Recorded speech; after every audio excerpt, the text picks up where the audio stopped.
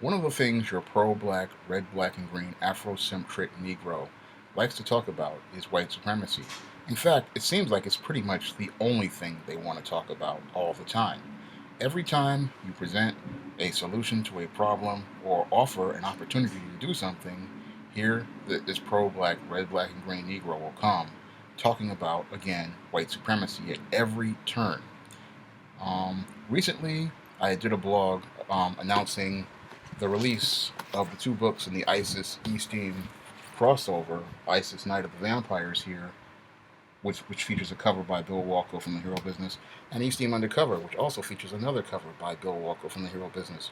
And both of these books were part of a project I did using Kickstarter to raise the funds for. And while I was doing this vlog, a commenter comes to my page talking about white supremacy, and I looked at this and I said, what does that have to do with this project?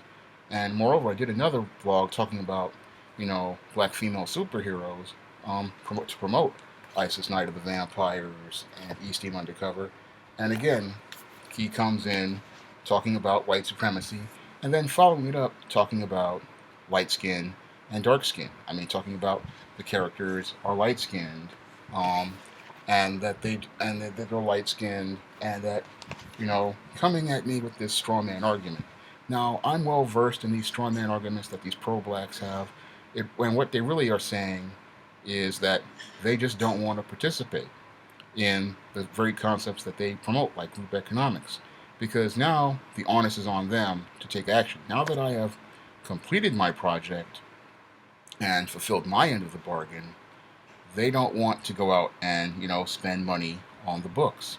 And that's really what they do. So they come up with these arguments talking about skin tones, light skin and dark skin, or they come in talking about, your color struck, or because this is what they left in the comment, or oh, because Eastham is inspired by Sally Richardson. This character Eastham, she's inspired by actress Sally Richardson. They come in talking about, well, she's biracial, when I have heard Miss Richardson herself say that she is a black woman on numerous occasions. I was um, watching the promotions for I Will Follow, and she pretty much states that she is a black woman. So I listened to this guy and I said, these are all excuses that he was using to avoid taking action. This is what your pro black likes to do. They like to make excuses to avoid taking action. Whenever they see someone else taking action, they they try to find ways to either shame the person into feeling bad about actually doing something for themselves, um, or they start, spreading rumors and gossip to discredit the person.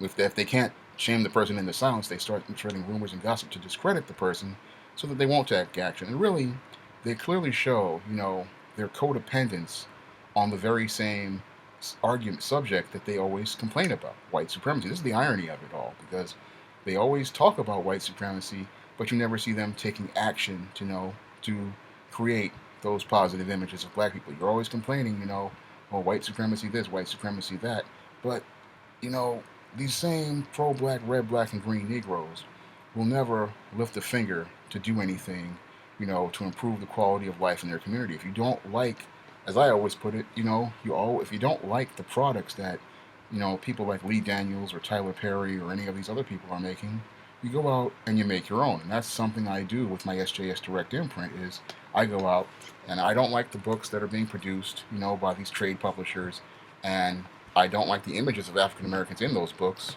So I go out and I make these. I go out and publish my own books under my SJS Direct Imprint. And and because I want to reach readers and try to diversify the book market, one of the things I run into is resistance from these pro-black, red, black, and green Negroes.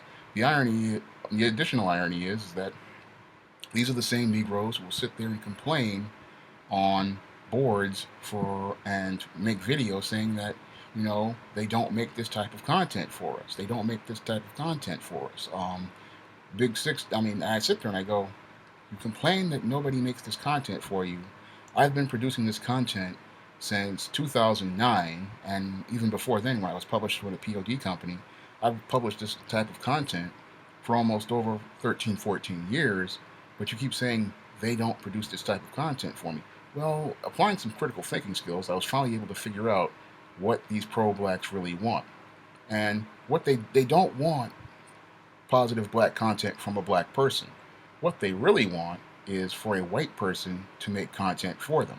Again, this is what's so, dysfunctional about this pro-black, red, black, and green Negro, is that again he's always complaining about white supremacy, yet he's the only one. He's always the first one ready to take scraps from the masters, from the so-called masters table.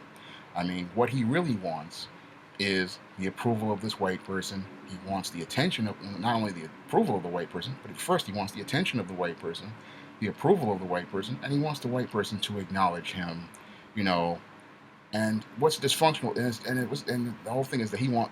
I'm getting a little tongue tied here, but first he wants the attention of the white person, that the imaginary white person in his mind. He wants the approval of the imaginary white person in his mind, and then he wants the acknowledgement of this imaginary white person in his mind, because in the mind of this red, black, and green Negro, everything is about this white person. Again, I go back to my, analogy about it being like the junior high school girl. It's like the popular kid. He believes that the white person is the popular kid, and that the white person's ideas are supreme, and that the white person is the most powerful person in the room. This is what he believes, and it's like almost like like a child almost. It's like a child's imagined view of white people, and he believes that if this white person acknowledges him, acknowledges his ideas, and approves of his ideas, he will have value. This is the way your pro-black really thinks, and this is the way his mind operates. This is why he cannot, digest ideas presented to him from a black man. This is why he tries to find ways, again, to dismiss ideas presented to him like these type of images. He doesn't like these type of images that if they come from a black person. Again, that's how screwed up his mind is.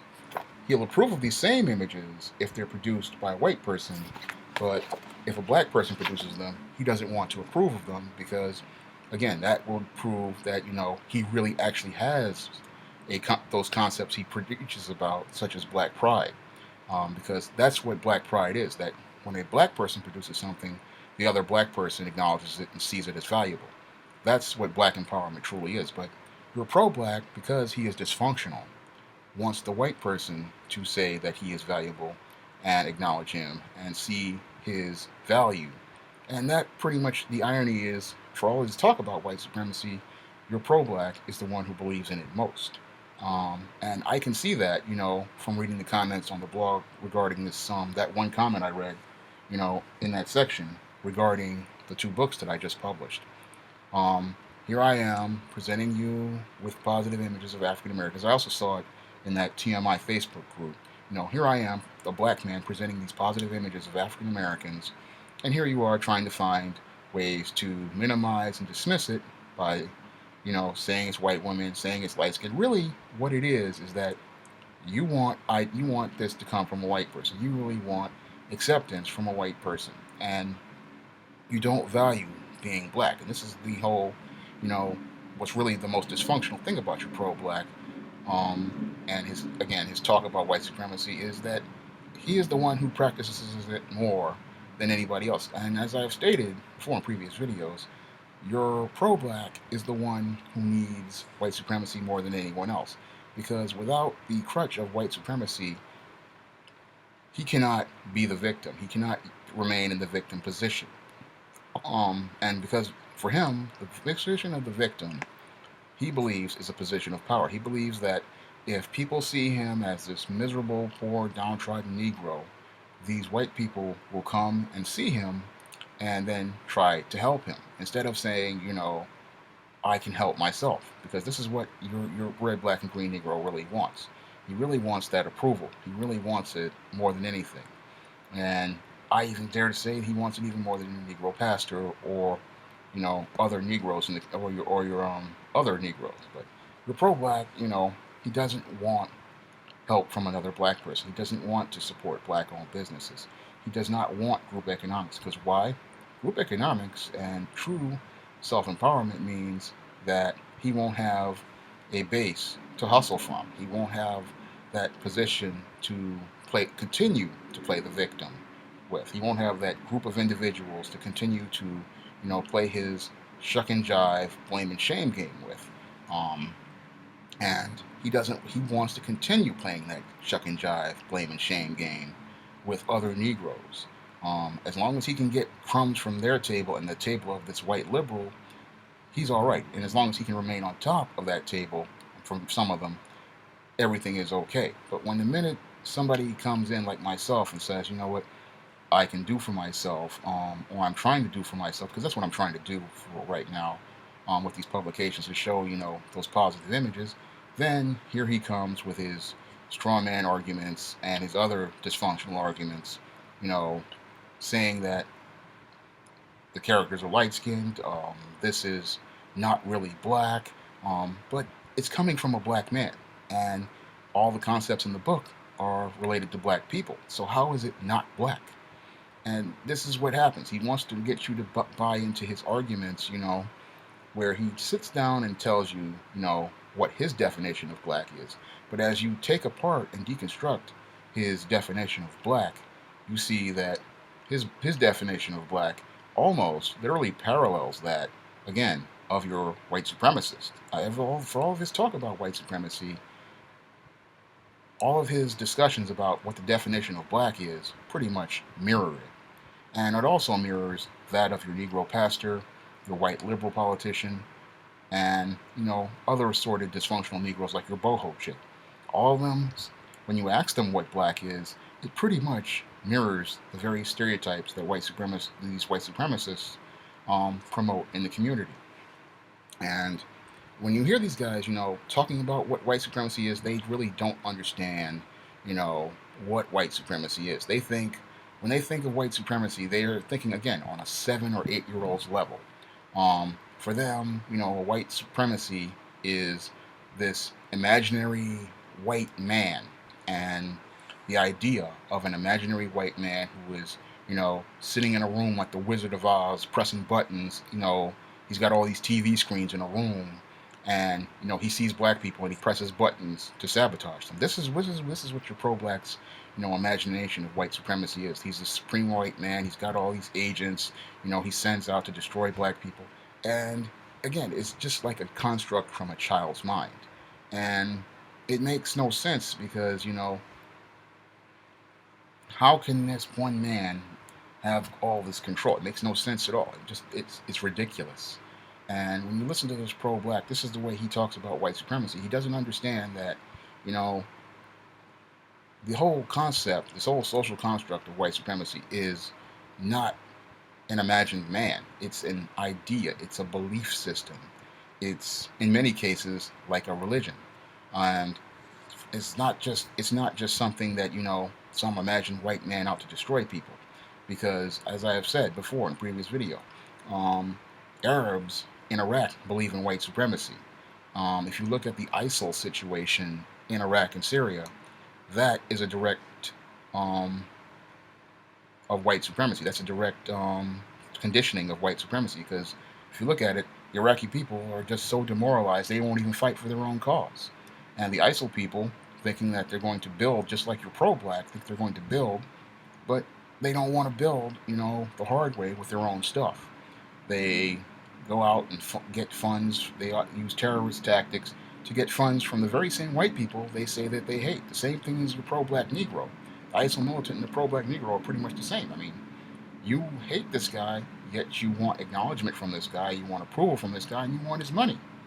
But that's not how, freedom works. That's not how, it works, and that's not how things work. But when you have a white mind that's really mentally conditioned to believe this religion, because again, the whole construct of white supremacy is bigger than Jesus in many people's minds, especially Negro people's minds.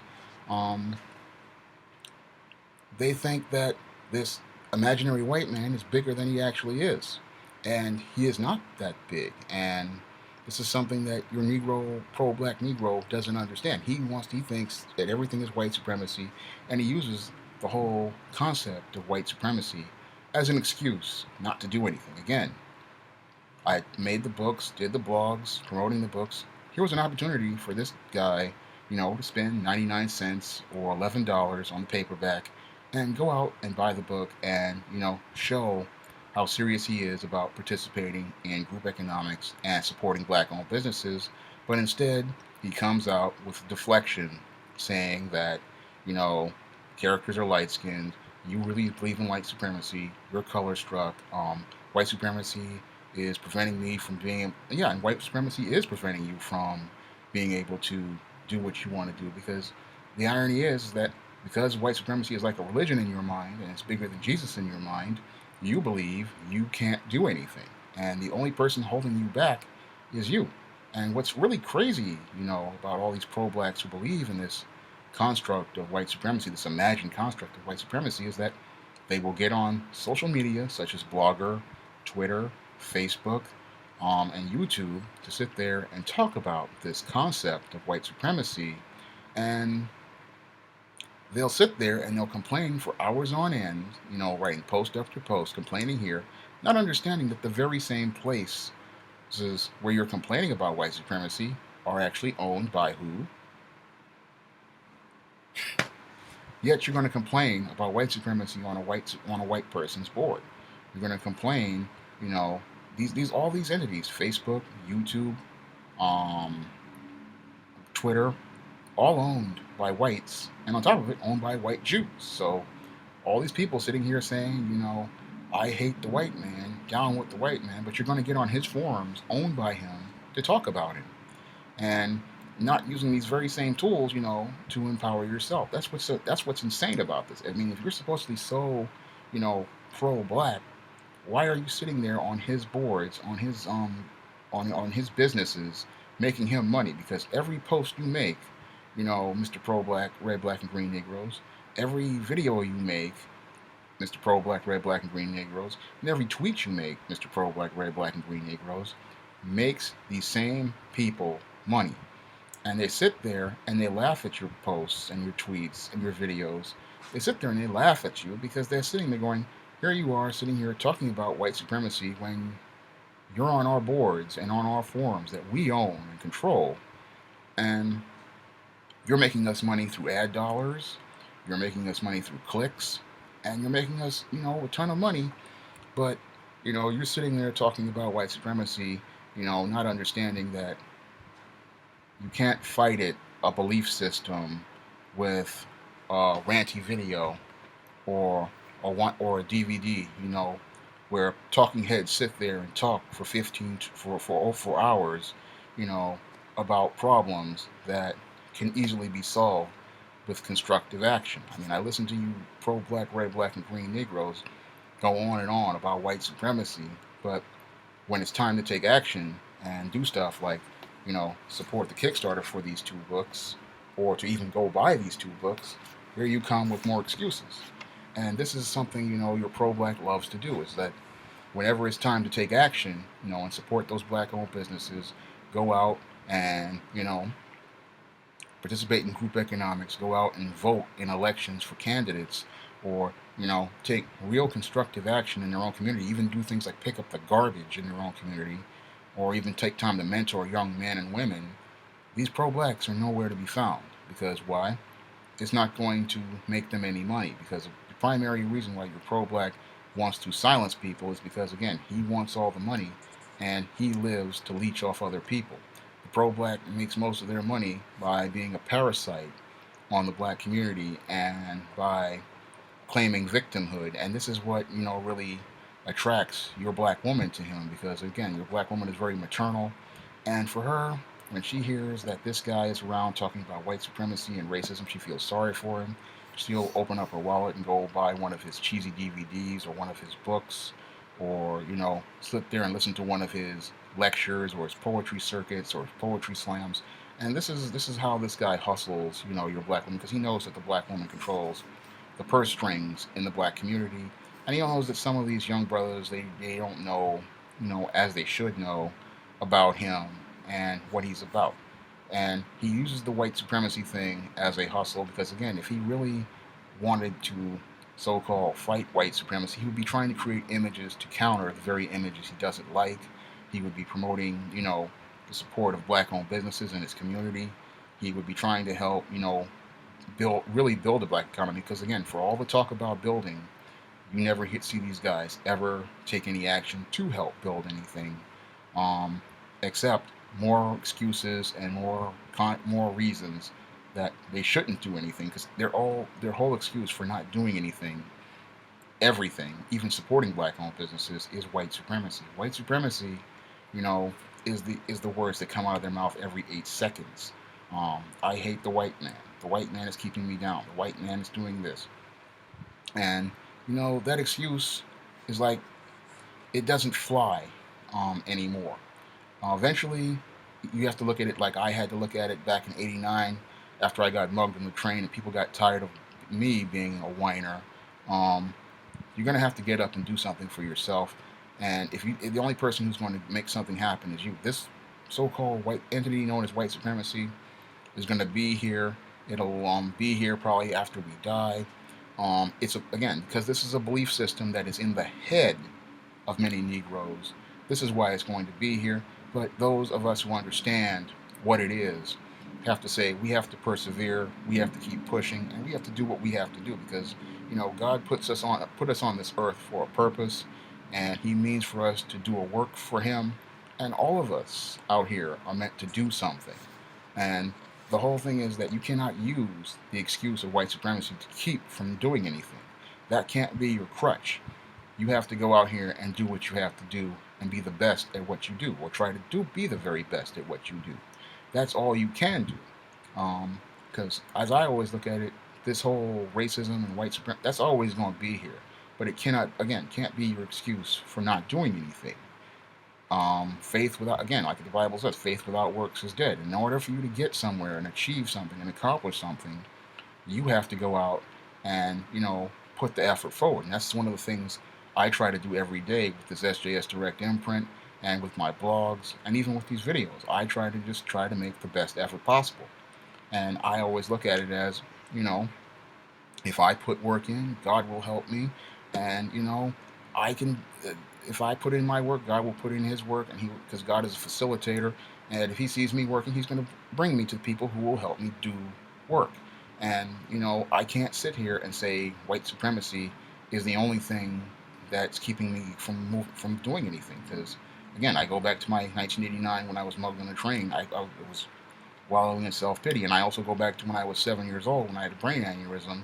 People kept trying to put me in the victim position, and I had to keep saying to myself, when I was a little kid, my mother would not let me be the victim, and I wouldn't let myself be the victim. The same thing in '89. I could not let myself be the victim, and I had to get up, and if I wanted to do something, I had to go out and do it. If I wanted, like I said, in '89, I wanted to after I had made up my mind to get my high school diploma, and I had to get up and do what I had to do. And this is what black people have to do. We have to really, start shaking off these pro-blacks, their insane logic, their victimized way of thinking, because again, white supremacy is always going to be here. And making long rants, on Facebook and YouTube, talking about white supremacy and how it destroys people doesn't really help anyone.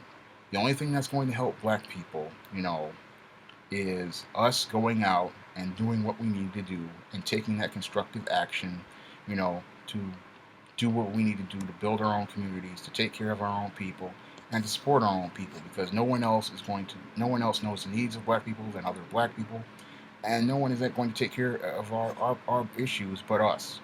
And we have to understand that, we cannot keep using this excuse of white supremacy as a way to avoid doing anything. I mean, when I heard this after I had finished, publishing these books, I said to myself, this is another one of these pro-black, red, black, and green clowns whose only excuse is white supremacy. When it comes down to putting money on the table, the thing is they didn't want to put any money on the table, and it was only 99 cents. If you had for an ebook, or again, $11 for a book, that's barely a cup of coffee at Starbucks, or it's barely a candy bar, and you didn't want to spend it with a black man.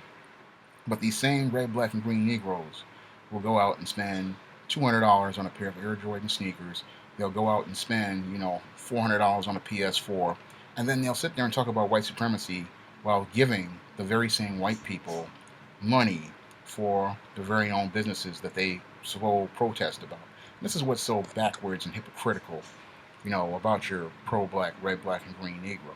Everything is about the white man, but when it's time to take action and help other black people, this guy is nowhere to be seen.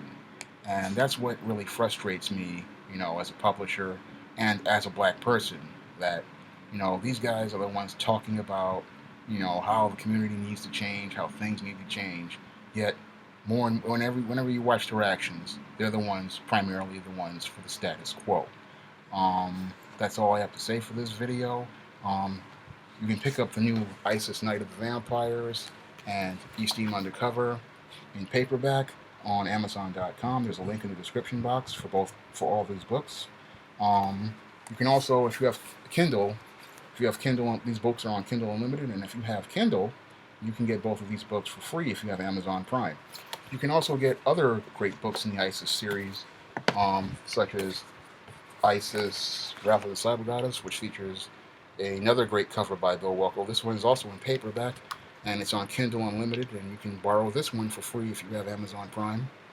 You can get ISIS Power of the Princess, available. This is also available on Kindle in paperback, and it's also available on Kindle Unlimited. If you have Amazon Prime, you can borrow this one. And you can get ISIS All About the Goddess, available on Kindle as well. It's on paperback and Kindle Unlimited as well. And you can get that on Amazon Prime if you want to borrow it. There are other great books in my catalog at SJS Direct. If you click the link on the description box, you'll see a whole list of titles in fiction and nonfiction. All of it is positive, all of it is meant to inspire, and all of it is meant to uplift. And you can also head over to my blog, www.shawnsjames.blogspot.com. On that blog, I not only promote books, but I discuss issues in the African American community. And I also talk about, other things like comics and books in the ISIS series. Sample chapters are up there. I have a lot of great content online, and you can just check it all out. But I really urge you to go out and pick up the new ISIS Night of the Vampires and East Team Undercover. Both of these are great books and great reading, especially for tweens and teens. If you've got kids in your household, this is great reading, and it's a great way to get your kids started on reading African American fantasy fiction and seeing, characters from a fantasy genre that look just like them and they can relate to and identify with. Again, that's just great reading, and that's all I have to say for this video. You can comment, rate, and subscribe.